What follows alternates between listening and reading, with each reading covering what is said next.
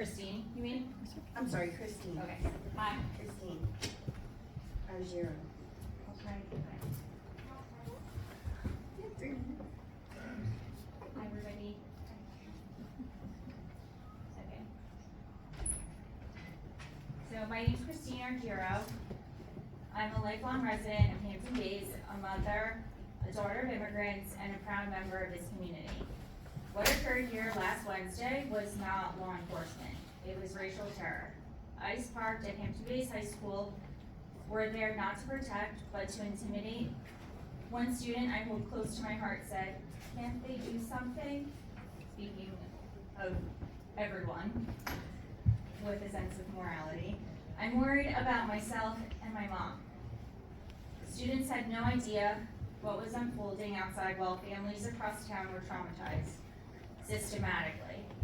I thank the superintendent there and the administration for caring for our children. Even though my children don't go there, but they are our children. The same morning, ICE agents assaulted residents. A clinician contacted me, desperate to find lawyers for her childhood friend who had been detained. Another friend, a U.S. citizen, watched her cousin being escorted away in handcuffs. On Facebook Live at a local Dunkin' Donuts, frightened workers fled while customers laughed. The lack of education in this country is purposeful. Let's not fall prey to an agenda of illiteracy to keep constituents in the dark. Later, I was told of a U.S. citizen woman assaulted and then driven around for hours by ICE officers. And as I stand here, children, our greatest treasures, our little miracles, are being separated from their mothers across cities in the United States. This injustice defies every moral, and although I'm not religious, I imagine also defies every spiritual law. God only knows what fate such acts will lead to.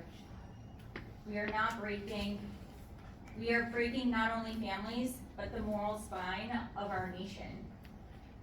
What happened in Hampton Bays is not isolated, it is a foreshadowing of what is happening across this country. A slow normalization of cruelty. Across cities and towns, fear-based enforcement tactics are being used to divide communities, destabilize families, and instill collective trauma. This is not public safety.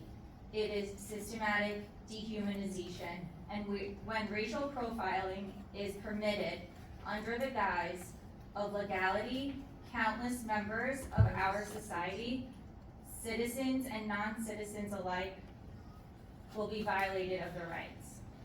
And I will skip here. On social media that night, I saw anti-immigrant racist and Islamophobic comments from former Hampton Bays classmates. These are individuals I grew up with. Many have been indoctrinated by decades of misinformation shaped by an environment that normalizes bigotry. 3 minutes. So, I just want to close here, and I want to say it would be really nice, and I'm sorry to the firefighters that were offended, but it's not about them. It wasn't about them.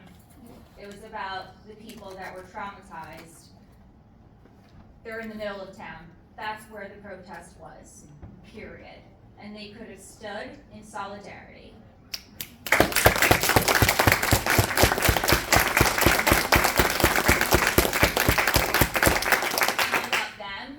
Who carry equipment, right? It's about our children and our families and our friends. So what I'm asking, if your hands are tied, then that's fine, but show up. Go to the school, go to the churches, show your faces and say, hey, I'm here, I'm with you. Rick, I don't know if you know me, but I graduated with Ricky, kindergarten through 12th grade. And like, you and I haven't really exchanged any words, but it's not too late to make a stand. Thanks so